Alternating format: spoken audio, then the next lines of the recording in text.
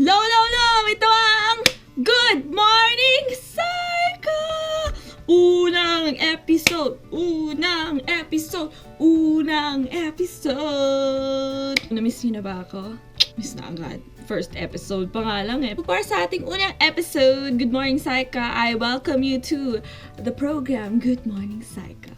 And kung nagtatanong kayo kung sino si Psycho, ako si Psycho. Hello! Bago natin simulan na ating programa, actually yung gagawin kasi natin ngayon ay isang taste test. So ngayon, magti-taste test tayo at ang napili kong lugar ay ang magandang city ng Davao. Yes, Davao. Kamakailan, bumisita ako doon. Tapos relevant naman kasi 'di ba kaka-ascend lang din ng ating 16th president na galing mismo sa Davao. So, medyo may relevance tong taste test na to. Para lang may relevance. Bago tayo magsimula sa ating taste test, magbibigay lang ako ng 10 facts about Davao. 1.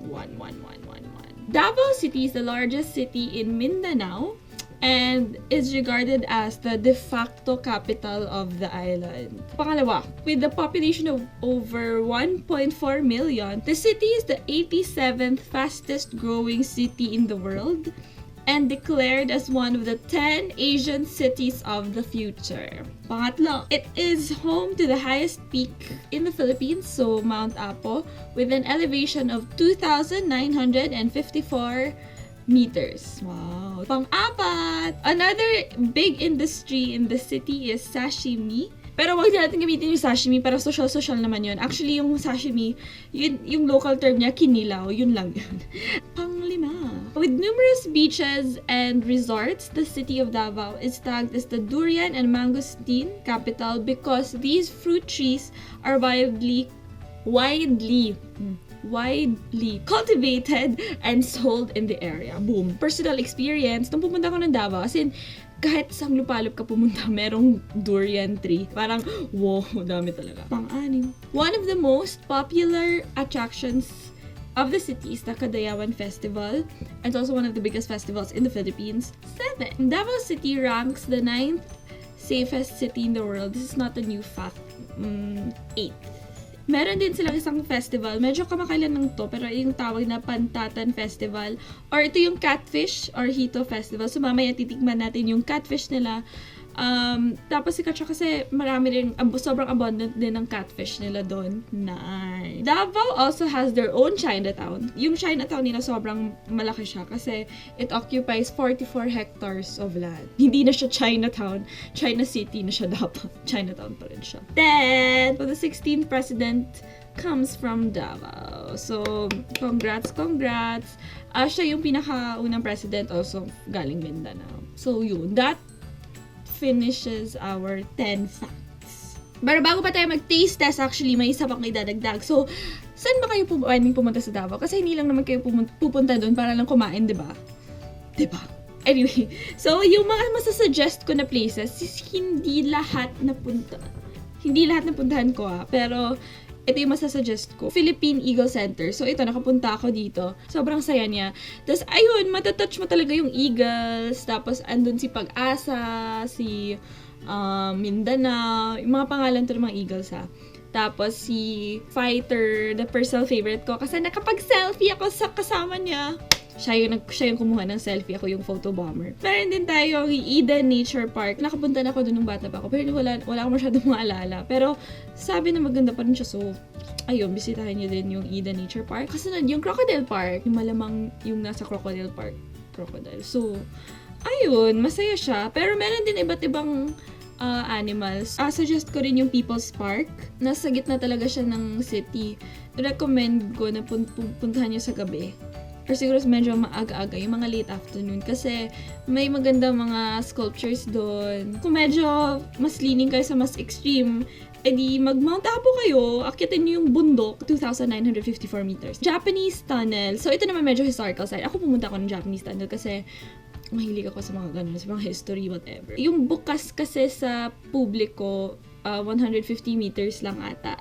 Pero yung original talaga, 7 kilometers long yung Japanese tunnel. Tapos, ayun, sobrang interesting lang. Malalaman yung mga facts kung ano nangyari, bakit nagawa to. Malagos Garden Resort. So, nung pumunta kami, may mga renovations pa sila. Pwede rin kayo mag-ikot doon. Pero yung maganda doon is yung chocolate. Tikman niyo yung chocolate. Mamaya titikman rin natin yung chocolate nila. Tapos, parang nanalo ata siya sa isang contest sa labas, yung chocolate nila. Congrats. Bahay ng ating bagong presidente. Kasi sobrang simple lang. Actually, sobrang green ng bahay niya. Yun lang. So, now, let's move on to our taste test.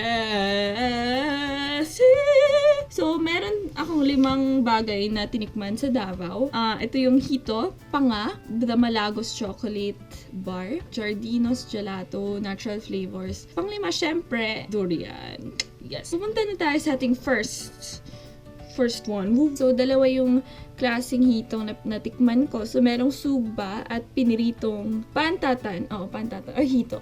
Pantatan is Bisaya. Also, I'm Bisaya. Haha. Yung unang tinikman ko is yung sinugbang hito. Sobrang milky niya. Sobrang soft ng laman ng hito. Medyo bony siya.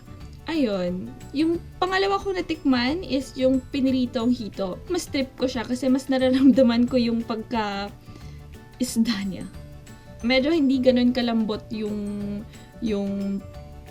loob niya. Madedetect mo agad yung bone, so mahihiwalay mo na siya agad. Mas nasasarapan ako nun. Pero ganun pa rin siya. Milky pa rin yung taste niya. Ayun, masarap siya. Thumbs up.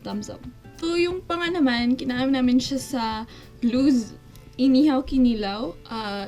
Siya yung sikat na place para sa panga. Sa may Magsaysay Boulevard siya sa Davao. Sobrang nasarapan ako sa kanya. Hindi siya ganun kalambot, pero wala rin siyang masyadong bones. Sobrang milky niya in a way na hindi nakakaumay na milky. Mas nasasarapan ako sa kanya kaysa sa hito. Thumbs up din ako niyan. Mas try talaga siya. Pangatlo, Giardino's Gelato, Natural Flavor. So, yung tinikman ko dito is syempre yung salted caramel kasi yun yung favorite flavor ko. Well, maraming flavors nun na may durian, may yema, maraming flavors na Davao, kasi galing Davao lang talaga siya. Local lang talaga to na store, na gelato store sa Davao. Sobrang soft niya, milky pa din. Parang siguro naglalak sa flavor ng salted caramel. Oo. Parang it's too creamy and masyadong milky siya. Sobrang worth a try pa rin siya. Pang-4, Malagos dark chocolate. Yung tinikman ko, 65% dark chocolate siya. Medyo skeptical ako nung tinikman ko siya kasi hindi ako mahilig sa dark chocolate. Nasarapan ako sa kanya. Siguro dahil 65% dark lang siya. Hindi siya ganun ka-bitter. Mas bitter pa rin yung kaluluwa ko.